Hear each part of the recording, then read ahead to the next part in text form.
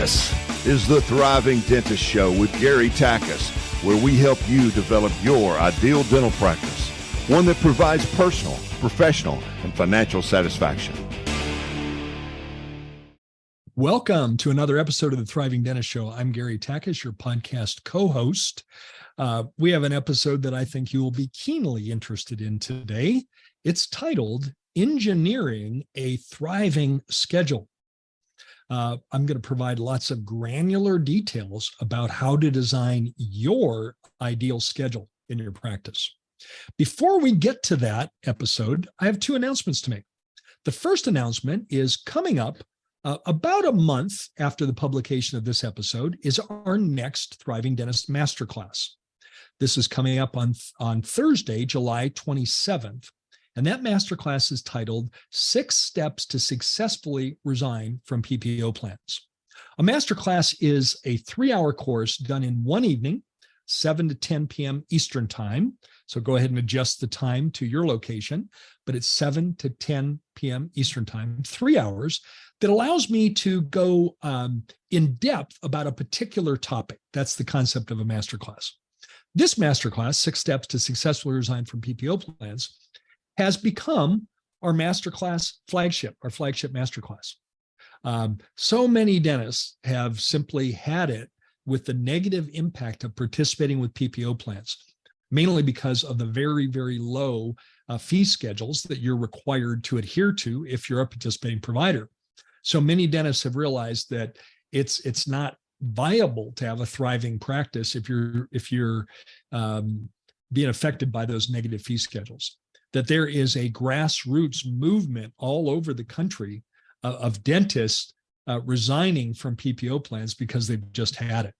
In this masterclass, I literally provide a blueprint. This is from our coaching work. We've learned in coaching with hundreds and hundreds of practices to help them successfully resign from PPO plans, that there is a blueprint to follow. And it involves these 6 steps. In that masterclass, I'll walk through each one of the steps. And you will, as I mentioned, have a blueprint to follow to begin implementing in your practice, to begin the preparation work to successfully resign from PPO plans. The kind of doctors that attend that masterclass fall into 3 different buckets. One bucket would be doctors that made the decision, they just want to know how to do it. Well, perfect masterclass for that. Secondly, would be doctors that are very interested in learning more about whether this strategy could work in their practice. They're interested, but they're not quite to the point of being committed to starting resigning yet. And then there's a third group that's curious. They just want to peek under the tent and maybe pick up some information that might help them improve their practice. Well, if you fit any of those 3 buckets, you'll get a great deal from this particular masterclass. To register, go to thrivingdentist.com/masterclass. Tuition is less than $100. You'll get 3 hours of CE credits. And more importantly, you'll get an actionable blueprint to follow to kick those PPO plans successfully to the curb. Come join us. All right, the next announcement that I have is we have a returning guest, Dr. Mo Budak. And Dr. Mo Budak is going to share part 3 today of the history of dentistry. Now, I hope you're enjoying this series as much as I am. Dr. Budak does an amazing job of walking through the history of dentistry. And this is the 3rd installment on the history of dentistry. With no further ado, here's Dr. Mo Budak, part 3, the history of dentistry.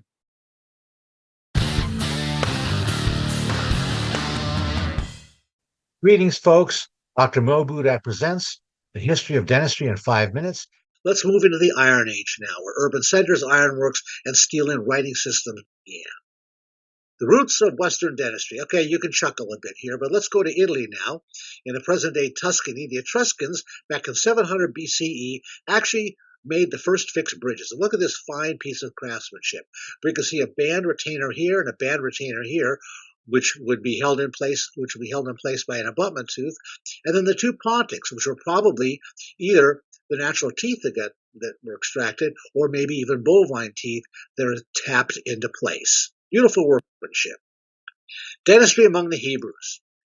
By 730 BCE, during the time of the prophets, medicine and dentistry gained a foothold. Mostly, it was a priestly approach regarding health and disease as emanating from the divine source, but they also believed in the worm theory.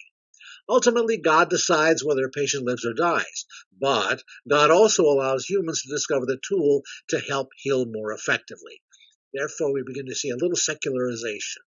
By 1150 ACE, Moses Maimonides, the famous Rambam, arose as the famous Jewish philosopher, jurist, and physician who led the charge in all things in medicine and dentistry of the times. He was the foremost intellectual figure of the high medieval era, and he also utilized the ideas of Hammurabi and Aristotle. Moving into the classical era, the rise and fall of Western and other empires. Ancient Greece. The cures for dental disease were still founded on magic, prayer, bloodletting, etc. Well, in 460 BCE, Hippocrates came along, and he became the Western world's father of medicine. He said, no, no, no. He renounced the superstition, quackery, and magic, and wanted to secularize medicine and dentistry. He wrote extensively about dental maladies and believed that they were caused by the corrosive action of food and debris trapped in or around teeth. Well, he knew nothing about plaque and bacteria, but he got this pretty close. He advocated for the use of cautery in the treatment of gum disease, think radial surgery, and also laser treatments. He also invented the first crude extraction forceps and other dental instruments. But most importantly, he thought about the connections between the mouth, physiognomy, and oral health. He was the progenitor of the oral systemic connection.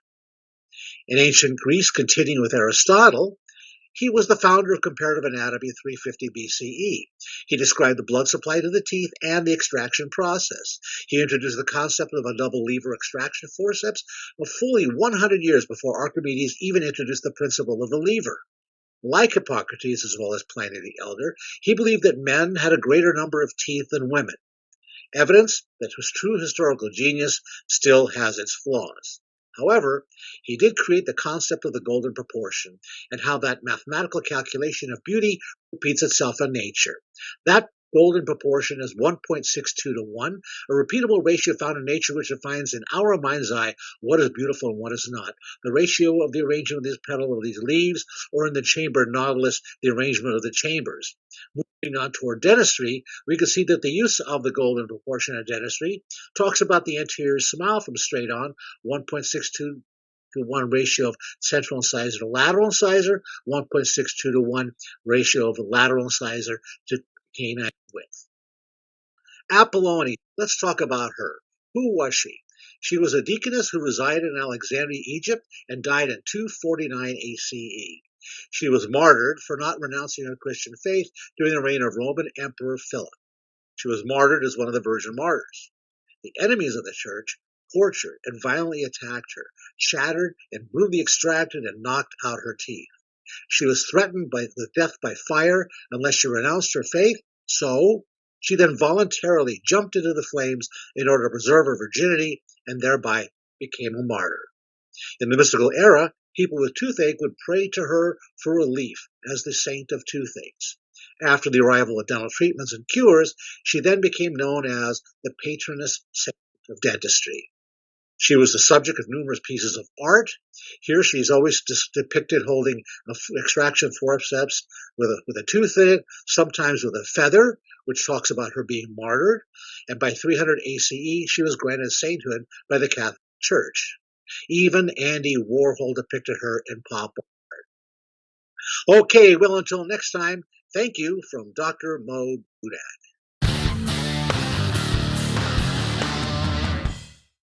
Welcome back to the Thriving Dentist Coaching in Action segment. This is Narain, your co-host.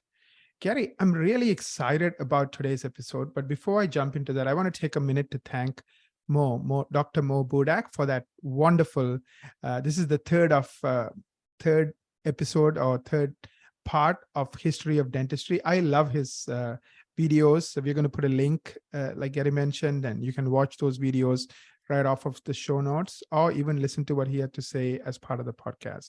So yeah, of course, you're listening to this in audio, and so we've recorded the audio as part of this episode, but Mo was kind enough to actually record it in video.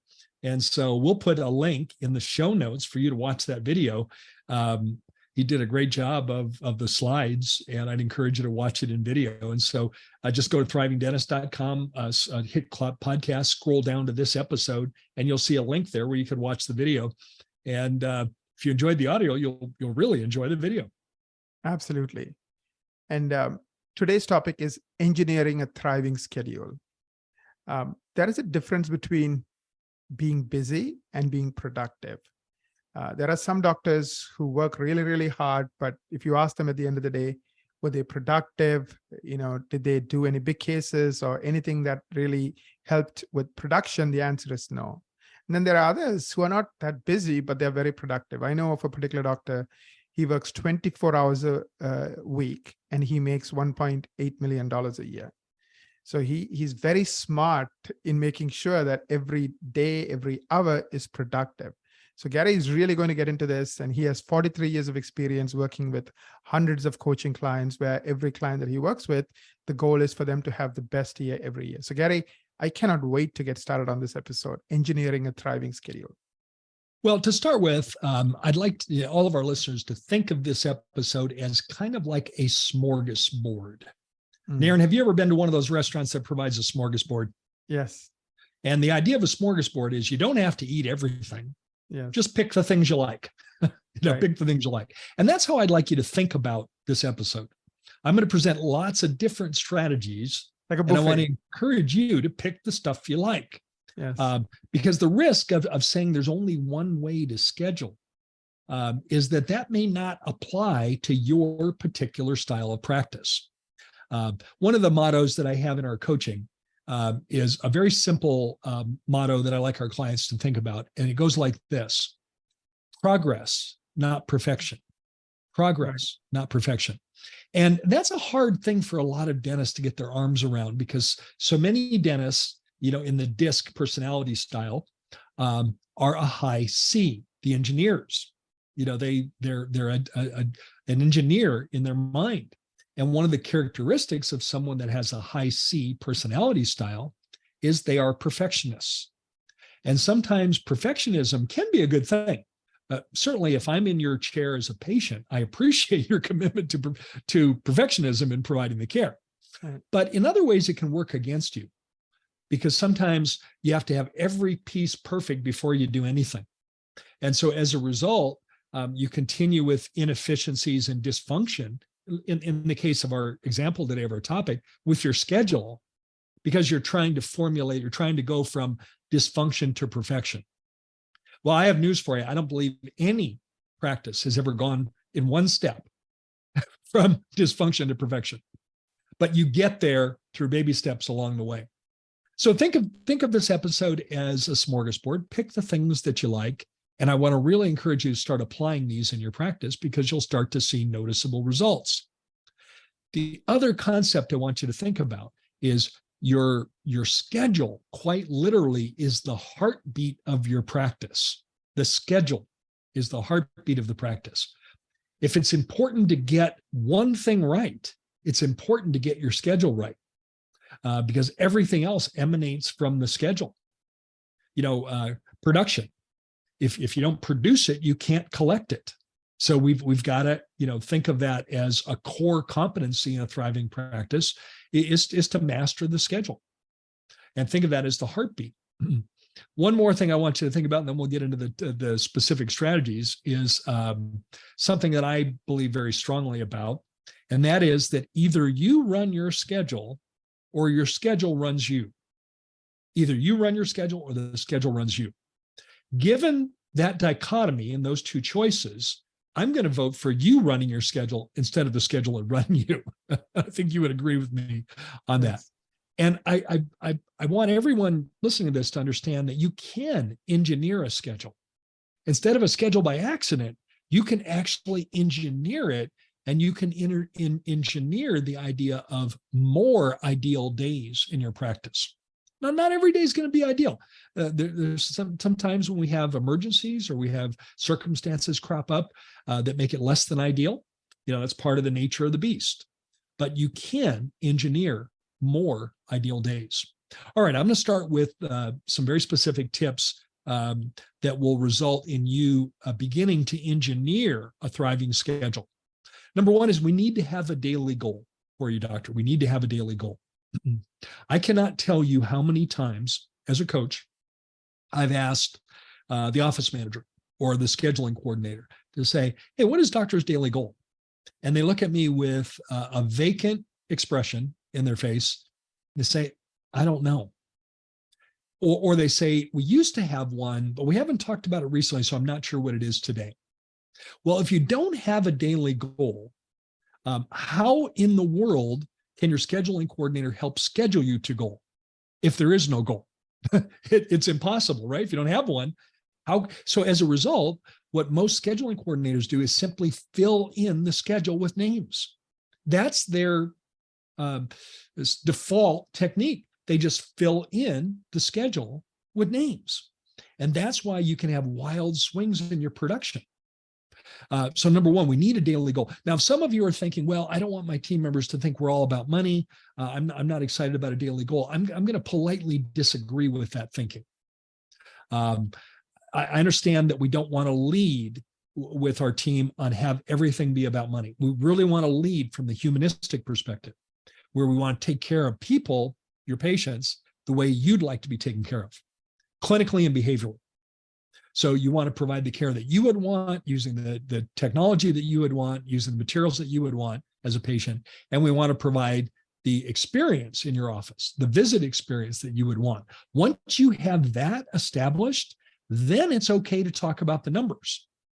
Because if we do that, the numbers will follow. Does that make sense, Naren? Absolutely. Where the concept of leading with an overall philosophy of truly providing exceptional care and exceptional experience with your patient, and the numbers follow.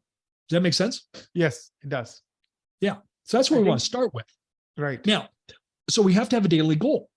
And you can simply do reverse engineering to figure out what your daily goal is.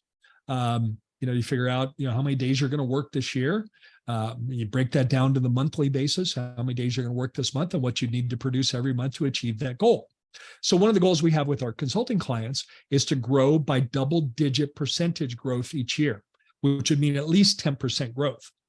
So if you get on this train to do that, you get down this path to do this, and you want to grow at least 10% next year, you simply go through, it's an arithmetic exercise to figure out how many days am I going to work this year, and what would I need to produce for my production to be 10% more than it was last year. And then it simply becomes a new daily goal. So number one, start with a daily goal. And I would encourage you to spend some time and actually work that out. Don't just throw, the spaghetti on the wall, but come up with what actually makes sense for you in terms of a daily goal. Tip number two, very important. I want to encourage you to have a dedicated doctor scheduling coordinator, If you have multiple admin team members, and if everyone's doing the scheduling, no one's doing the scheduling. So you get no accountability, no responsibility around that, and you can get very erratic results if everyone's doing it. But I would encourage you to have a dedicated doctor scheduling coordinator. In the case of LifeSmiles, Dr. Paul has a scheduling coordinator, Dr. Tim has a scheduling coordinator. Now, those team members have other duties and responsibilities, many, many other duties and responsibilities, but they know that their number one priority is scheduling doctor to goal. And that leads me to the third tip. Let them know that that's their number one priority, even to the clarity of language where you say, Madi, for example, is Dr. Tim's scheduling coordinator. Madi, we're going to do an annual review with you, just like we do for all LifeSmiles team members. And we'll be looking at a variety of different performance criteria to conduct that review. But I want you to know that the number one thing we'll be looking at is your success at filling Dr. Tim's schedule to goal. And to be very clear about that, I want you to literally say something like this. While there's many other things that you're responsible for, all of those are below the priority of scheduling Dr. Tim to goal. So if you do everything else well, but you fail at scheduling Dr. Tim DeGole, then you won't have a good review. And I don't mean that in a harsh way. In fact, Madi, for everyone's benefit, is my oldest daughter. She ran my consulting firm for 15 years. A number of years ago, she said, I'm loving dentistry. I think I'd like to actually work in an office. And my comment was, well, we have one. How about work for us? And she became Dr. Tim's scheduling coordinator, one of our new patient coordinators.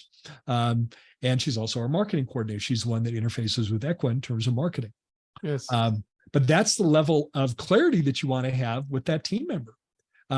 While there's many duties and responsibilities, the number one area that we'll evaluate you on is your success at filling Dr. Tim to goal. So third tip, make sure you have clarity around that priority. Tip number 4, very tactical here. Use block scheduling. Use blocks. Block scheduling simply means you put blocks of time in your schedule with the idea of reserving that time for certain procedures. I'm going to suggest that every one of our listeners have 2 types of blocks. They can be different color coded, by the way. One block would be what we call rock blocks. Rock is simply an analogy to refer to larger production. Now, every practice will have different types of rocks depending on what your mix of services are. It could be a single unit crown. It could be multiple units of crown. Now, could fillings fit in a rock block?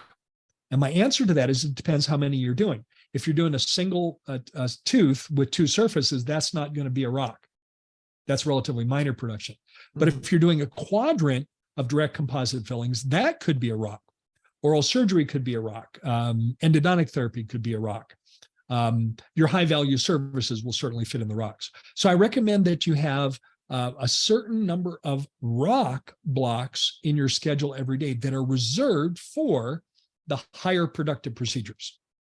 And a typical way to do that would be to have 3 rocks, in an 8-hour day, different times, different appointment time. The other type of blocks I'd like you to see in your schedule is to have new patient blocks. And what I mean by new patient block is the doctor part of the new patient appointment. And depending on what your appetite is for new patients or what your flow is for new patients, that might be 1, 2, or 3 new patient appointments per day, something like that. And the doctor part of the new patient appointment will also go in as a block. And you can't schedule anything opposite of that because of the fact the doctor can't be in 2 places at once. By the way, if any of you figure out how to be in 2 places at once, please send me a text message. Let me know how you're doing that, because I would like to learn that myself, how to be in 2 places at once. But now those are the rocks, and those are the blocks. Now, I'm teaching my clients to go completely through the end of the year, end of 2023, with those blocks already in place in your schedule. And if you want to be really bold about it, go through your calendar in 2024 and put all of those blocks in your schedule.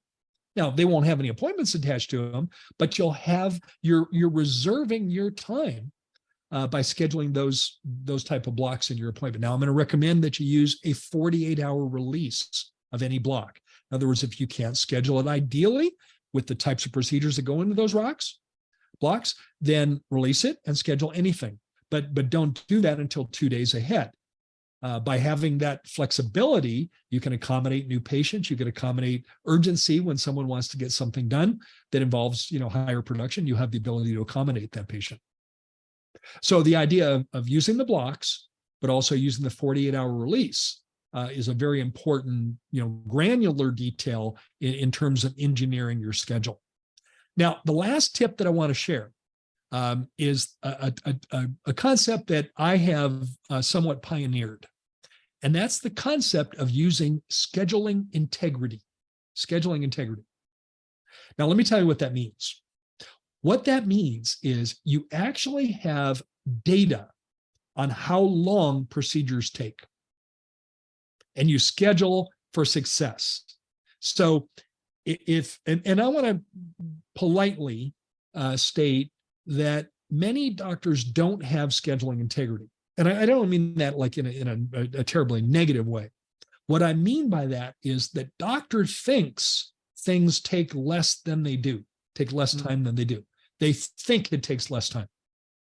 And as a result of that, you're setting yourself up for failure because doctors are asking for X units of time. If you use 10-minute increments of time, and doctors asking for 6 units of time, perhaps there's never in the history of your practice that procedure has ever been done in 60 minutes. But you're scheduling 60 minutes because that's what doctor asked for, when in fact, you need more units of time because that's just how long it takes. Now, it's interesting because everybody else on your team knows it takes longer, with the exception of the doctor. So I'm going to recommend that you use scheduling integrity. And that is that you actually know how long things take. The other concept of scheduling integrity is we can't assume that everything takes the same amount of time depending on the patient. For example, some patients are much harder to anesthetize.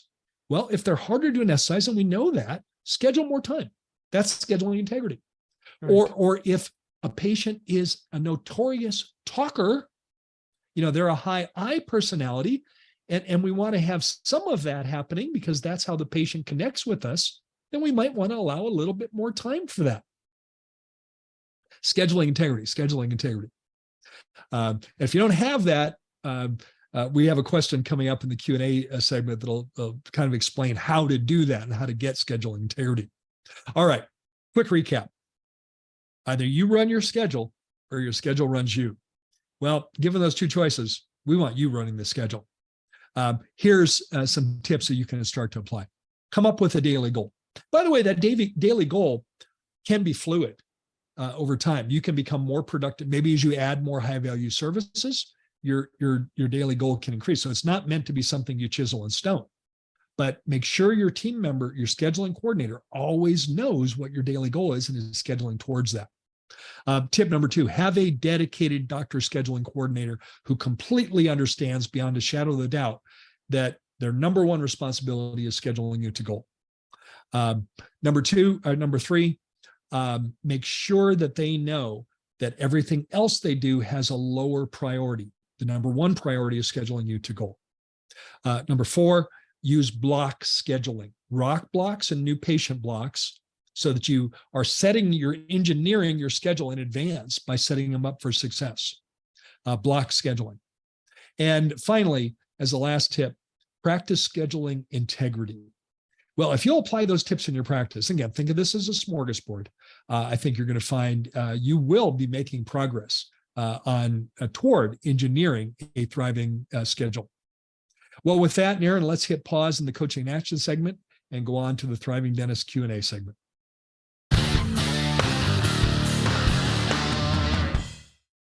Welcome back to the Thriving Dentist Q&A segment. Gary, I really enjoyed the Thriving Dentist Coaching and Action segment. This is Naren, your co-host.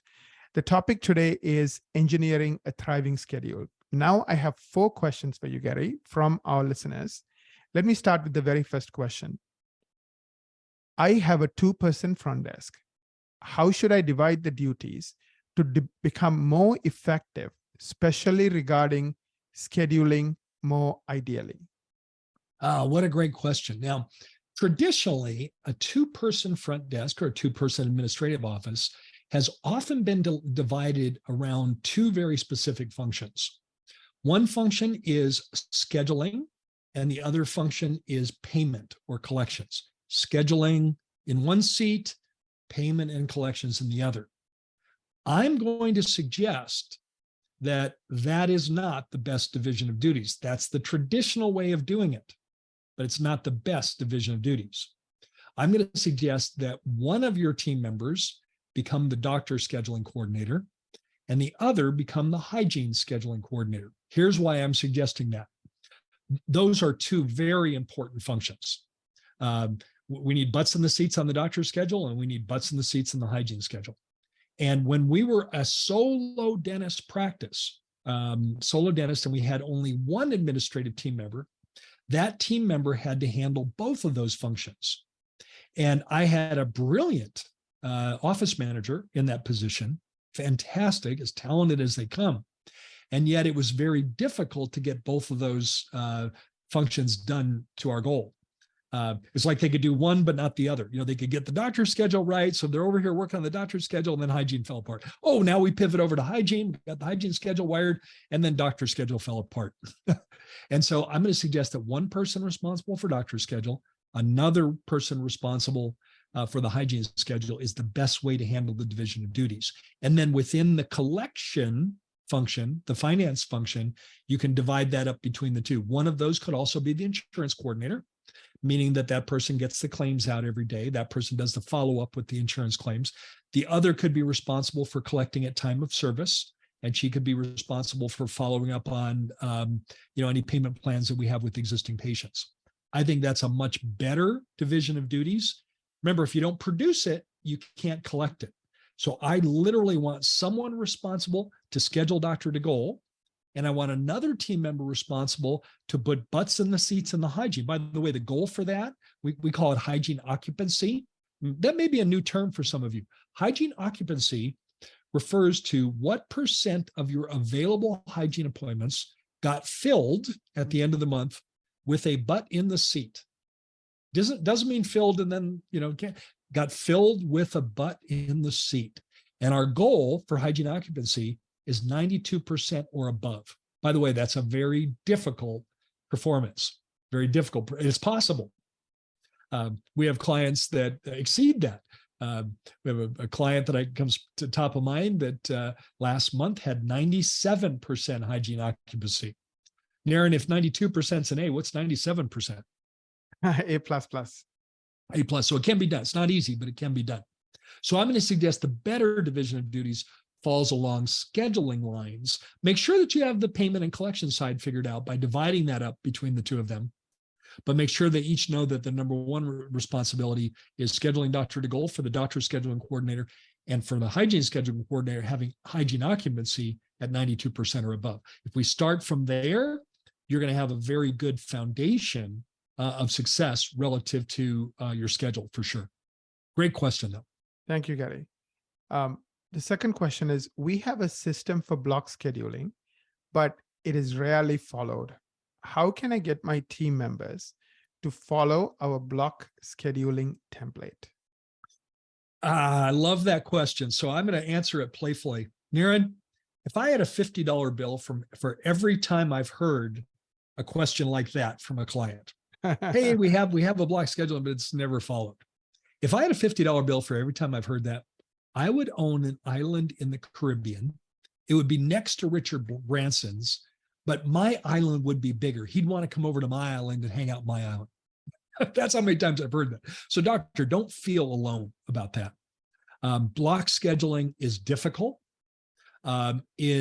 People fall back into habits. Your scheduling coordinator maybe came from past experience where they never used block scheduling, doesn't fully understand it, and quickly it evaporates. It often doesn't have much oversight on the doctor's part. In other words, if you have a block schedule in place, but you never sit down and have accountability with your scheduling coordinators, then quickly your team member figures out, well, this is just lip service. Doctor doesn't really even care about this, so I'm just going to do it the way I think I know best. And so if there's no integrity around that, there's no consequences to not using the blocks, then it has a way of just evaporating. But there's a lot of moving pieces on this one for sure. So one of the things I would suggest that you do, and I've recommended this many times to my clients, that when you put your blocks in place, go ahead and put them out for the rest of the year, 2023, and go ahead and put those in conceptually for 2024. Put them in place. So that way the team members know we're not going to give up on this. We're going to keep working on this block scheduling. And initially, you may want to set up your practice management software so that only certain procedures can be put in those blocks. Only certain procedures. So for the new patient blocks, those would have to be all new patients. And then for the ROC blocks, depending on what your definition of ROCs are, higher production procedures, you could program that in Dentrix, EagleSoft, Open Dental, so only certain procedures could go. So if a team member goes to override the block, they can't do it. It doesn't work. Now, many team members will say, well, Gary, I had a patient that just needed fillings, had nowhere to put them, so I put them here. That's a legitimate situation in a practice. So we have to make sure that we've got the ability to accommodate our patients as well. But we don't want to just jettison and give up on the block concept, because otherwise you're going to end up having a schedule by accident instead of an engineered schedule by design. So there's some suggestions that you could do. Now, one of the things I'd recommend, doctor, that you do when you start the block scheduling is at the end of the week, sit down with your doctor scheduling coordinator and spend 10 minutes. That's it, 10 minutes. This is not a 30-minute or an hour meeting. It's 10 minutes. Have that team member print out the daily schedule for every day that week and just do a quick debrief. What worked this week, what didn't work, and debrief that with them on a real-time basis. It's kind of like a football coach watching game film. You know, how did we do this week? And make it as close to real time as possible. So if you work Monday through Thursday, at the end of the day on Thursday, sit down with your scheduling coordinator, celebrate what went well on the schedule that week relative to your blocks, what didn't work, and what modifications you'll make moving forward. So this is not a one and done. We don't teach it once and then expect it to be ideal, but we're going to have to evolve it as we go. That quick little scheduling debrief can be very effective at making the fine tuning to allow this to work in your practice. Thank you, Gary. That's an awesome answer. I really appreciate your answer. Let me ask you question number 3. This is a good one too. I really appreciate your comments about scheduling integrity. And I know that I am guilty of thinking that things take less time than they actually take. This doctor is honest. Would you recommend that we actually use a stopwatch to time our common procedures so that we have data on the appropriate time to schedule appointments? So I was introduced to the concept of scheduling integrity over 40 years ago by my mentor, Dr. Omar Reed. And Dr. Reed was quite famous for pulling out his stopwatch and timing procedures. And yes, I would recommend that you actually do that. I'd recommend that you actually do it, because then you have data. Let's say you think something takes 30 minutes. Have your assistant just quietly, have a stopwatch in her pocket and click the stopwatch. Start it when we start the procedure and stop it when we end, and then take a look at it. And yes, now you have data. And if you discover that there's never the history of your practice that's ever been done in 30 minutes, then we're going to stop asking for 30 minutes for that procedure. We're going to ask for the appropriate amount of time. So yes, I would absolutely recommend that you do that. And it may be a little sobering for you, because I think, in our mind, we may think we're much quicker than we are. And remember, scheduling integrity refers to other elements too, not just the delusion of what things take compared to what it actually takes, but also, does a certain require more time relative to their physiology? Do they have a small mouth? That means that it's much more, we have to work much more precisely with our instrumentation, and we can't go as fast. Do they require more time for anesthetic? Are they a talker? And a lot of times talkers will engage in nervous talking. Mm-hmm. They'll talk in the beginning of the appointment to keep you from getting in their mouth. So one of the things with the talkers, you don't want to ask, how have you been? Because they'll still be talking 20 minutes later. Yeah. We might start by saying, Linda, it's so good to see you today. I saw you on my schedule, and I knew I was going to have a great day with seeing you today. Hey, I want to make sure we finish on time. Your time is very important to me, Linda. Let's get started. So we dive right in. So schedule integrity is not just the delusion between what we think things take compared to what it actually takes, but it's other factors as well. So make sure you're incorporating all of that. And by the way, doctor, there's nothing like humility to be a really good leadership example for your team. And there's nothing like saying, guys, in the next team meeting, by the way, we've been timing procedures, and I've discovered that there's many procedures that take longer than I thought that it took. And I want to, true confessions, guys, and I'm going to start using scheduling integrity to make sure we do a better job of staying on time. Naren, do you remember what level 5 leadership was in the book Good to Great by Jim Collins? He defined 5 different levels of leadership. Yes. And he defined the pinnacle level 5 leadership. Do you remember what it was? The combination of someone that was a level 5 leader at the actual top of the pyramid in terms of leadership. Do you remember what the characteristics of a level 5 leader was? One of the things it said, they had this Pareto principle. I mean, is it Pareto, the Stanford professor who was a POW chem? There were a few attributes. That was one. Well, the two that I'm thinking of is the two characteristics Okay. of a level 5 leader is the individual is extremely competent, very, very good at whatever they do, combined with humility. Right. And it's a combination of competency with humility that make that individual a level 5 leader, And the humility is what makes you endearing to people around you. And it allows you, because, we're all going to stub our toe. And the opposite of humility is arrogance. And arrogance is not a very effective leadership approach.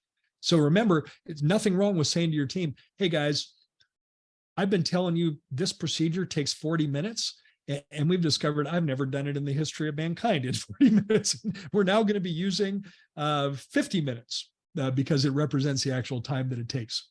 Right. And that will have a surprising effect at really in your leadership effectiveness with your team. Absolutely. There are 5 characteristics of a level 5 leader. First one is humility. Second one is a deep personal understanding of one's strengths and weaknesses.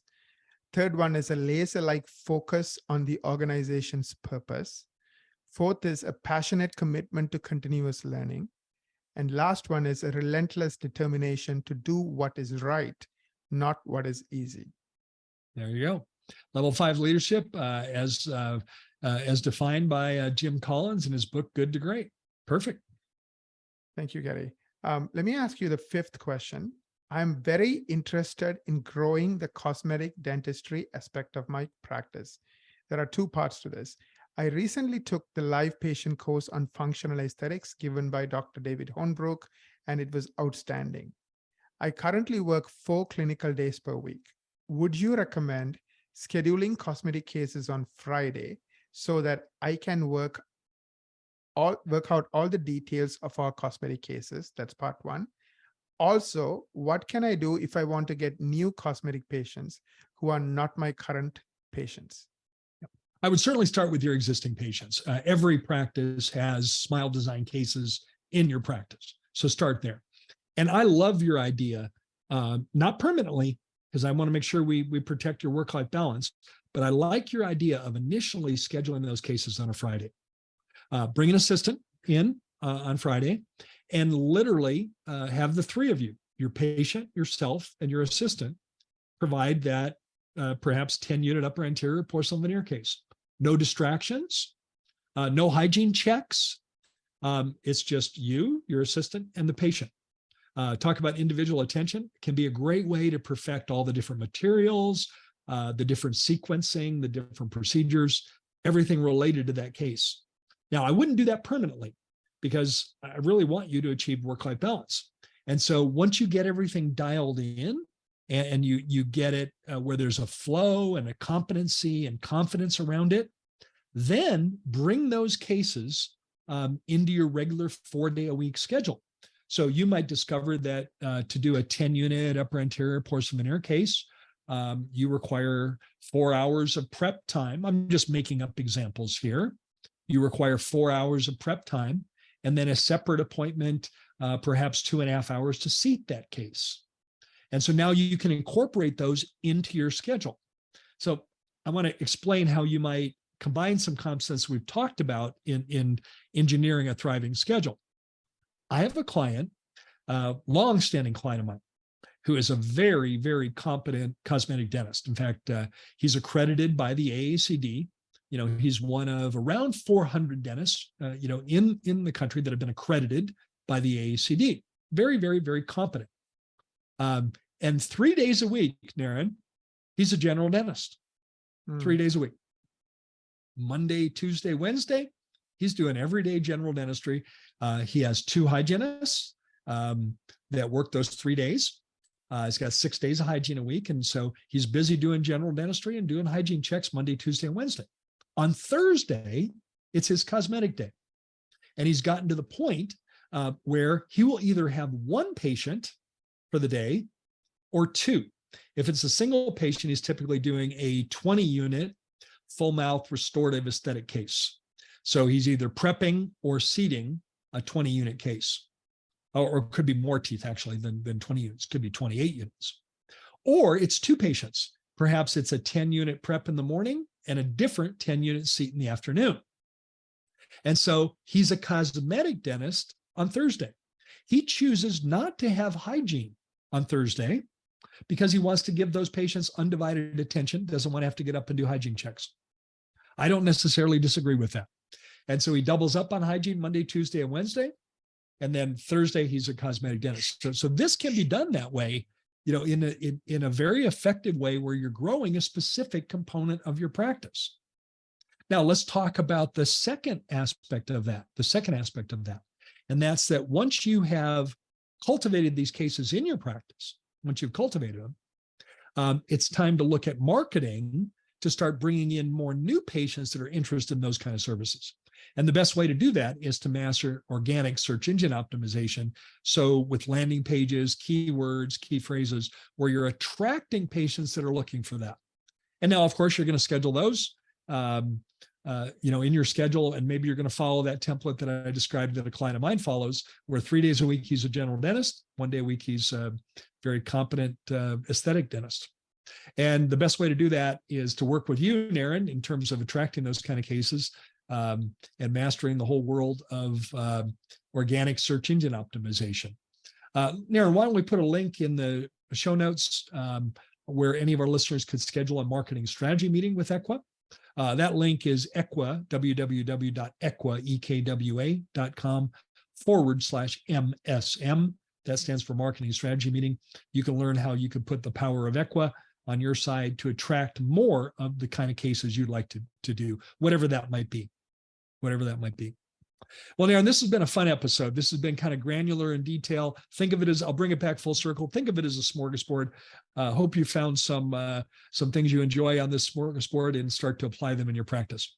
As we wrap up today, Naren, I want to say thanks to you for co-hosting the episode. Thanks for all that you and your team do to not only supply LifeSmiles with an abundance of quality new patient flow, but all you do for the profession of dentistry to help doctors attract the kind of patients they're interested in. Also want to thank our listeners. We appreciate each and every one of you. If you haven't done so already, I do have a request. Click the subscribe button on whatever podcast directory you use to download the Thriving Dentist Show. When you click subscribe, that means that every Wednesday when we upload a new episode, it'll automatically be uploaded for your listening convenience. On that note, thank you for the privilege of your time. Naren and I look forward to connecting with you on the next Thriving Dentist Show.